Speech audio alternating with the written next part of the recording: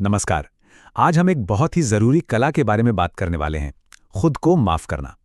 एक ऐसी कला जिसे हम अक्सर भूल ही जाते हैं। ये सवाल ना बहुत दिलचस्प है।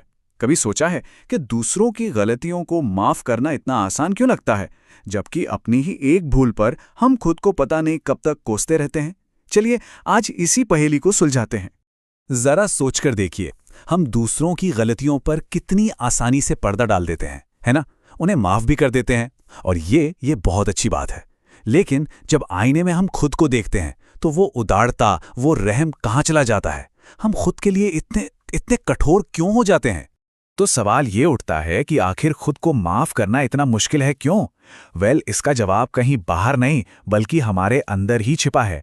हमारे उस इनर क्रिटिक में, उस अंतर्मन के आलोचक में जो कभी चुपी नहीं होता। असल में हमारे अंदर एक आवाज़ है, एक तरह का हिसाब किताब रखने वाला, जो हमारी हर गलती को नोट करता रहता है। ये हमें बार बार याद दिलाता है कि हम कहाँ चूके। हमारी ही अंतरात्मा, जिसे हमारा गाइड होना चाहिए, वही एक सख्त जज बन जाती है। और फिर हम बस उस अपराध बोध, उस गिल्ट के दलदल में धंसते चले जाते हैं। और ये देखिए हम कैसा डबल स्टैंडर्ड रखते हैं। अगर कोई दोस्त गलती कर दे तो हम फौरन उसे सहारा देते हैं, समझाते हैं। लेकिन अगर वही गलती हमसे हो जाए तो बस हम खुद के सबसे बड़े दुश्मन बन जाते हैं, खुद को शर्म और आलोचना के कटघरे में खड़ा कर देते हैं। तो क्या इसका मतलब यह है कि हम हमेशा इस जाल में फंसे रहेंगे? नहीं, बिल्कुल नहीं। एक रास्ता है, और वो रास्ता है माफी के असली मतलब को समझने में। तो चलिए उस नई सोच की ओर एक कदम बढ़ाते हैं। देखिए, खुद को माफ करने का मतलब ये कतई नहीं है कि हम अपनी गलती को सही ठहरा रहे हैं या उसे भूल रहे हैं। नहीं, इसका असली मतलब है उस गलती को पूरी तरह से स्वीकार करना, उससे जो सबक मिला है उसे समझना और खुद को उस बोझ से आज़ाद करके आगे बढ़ना। ये एक तरह से हमारे अपने आध्यात्मिक विकास का हिस्सा है। ये जो बात यहाँ लिखी है, ये हमें याद दिलाती है कि माफ़ी कोई कमज़ोरी नहीं बल्कि बहुत हिम्मत का काम है। ये अपनी गलती को स्वीकार करने का साहस है, और ये मानने का साहस है कि हर ठोकर हमें कुछ न कुछ सिखाती ही है। असली चुनौती तो उस सीख को अपनी ताकत बनाने में है। ठीक है, तो थ्योरी तो समझ आ गई। अब सवाल यह है कि इसे अमल में कैसे लाया जाए। आत्मस्वीकृति और खुद को माफ करने के इस रास्ते पर असल में चला कैसे जाए, चलिए देखते हैं। ये पूरा सफर ना 4 पड़ावों से होकर गुजरता है।